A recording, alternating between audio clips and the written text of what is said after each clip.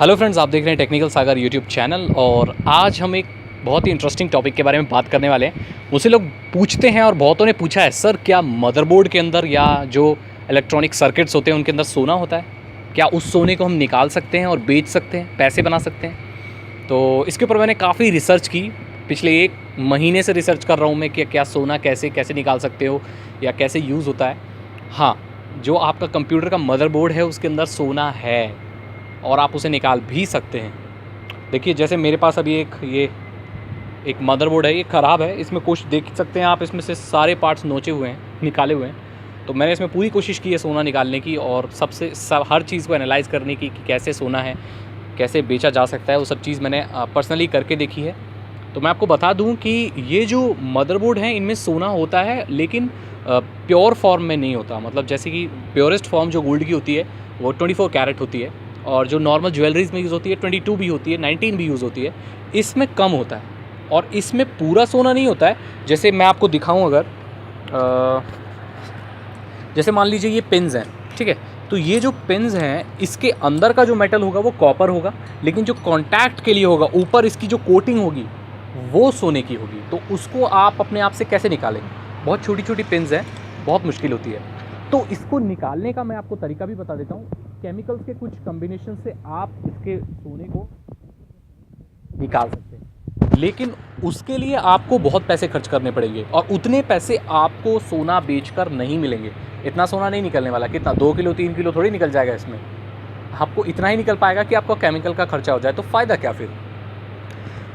अब बात उठती है कि लोग कैसे पैसे कमाते हैं। मैं आपको बताता हूँ। जो पहले सेरेमिक वो होते थे, प्रोसेसर्स होते थे, इसमें तो अभी नया वाला लगा था।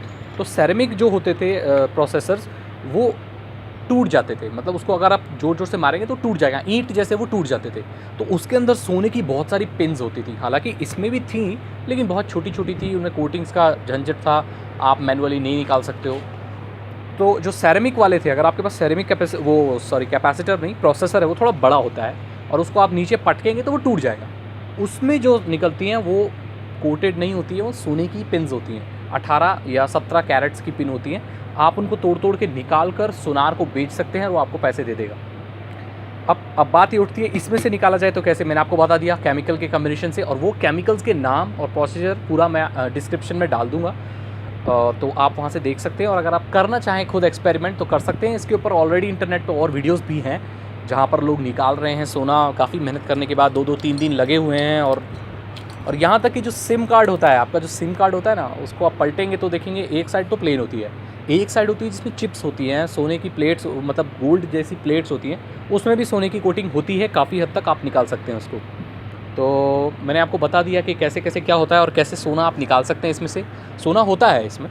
और मोबाइल फ़ोन के सर्किट्स में, प्रिंटर, स्कैनर, ये जो जितने भी ये होते हैं ना इलेक्ट्रॉनिक्स डिवाइसेस, तो इसमें ज़्यादातर सोने होते हैं। अब क्यों होते हैं इसके बारे में थोड़ा डिस्कस करते हैं। क्योंकि जो सोना होता है ना वो बहुत अच्छा कंडक्टर होता है। मतलब बिजली उसके थ्रू बहुत ईजिली पास हो जाती है और काफ़ी अच्छी प्रॉपर्टी शो करता है। ज़्यादा जल्दी रिएक्ट नहीं करता है मॉइस्चर के साथ, रस्ट नहीं होता उसमें जल्दी। आपको पता होगा जो लोहा होता है वो अगर थोड़े से मानसून आ जाए या हवा में मॉइस्चर हो जाए तो बहुत जल्दी जंग लग जाता है उसमें, लेकिन सोना इतनी जल्दी रिएक्ट नहीं करता। और ये एक बहुत अच्छा कंडक्टर भी होता है, इसीलिए सर्किट में इसको इस्तेमाल किया जाता है। यही कारण है इसका।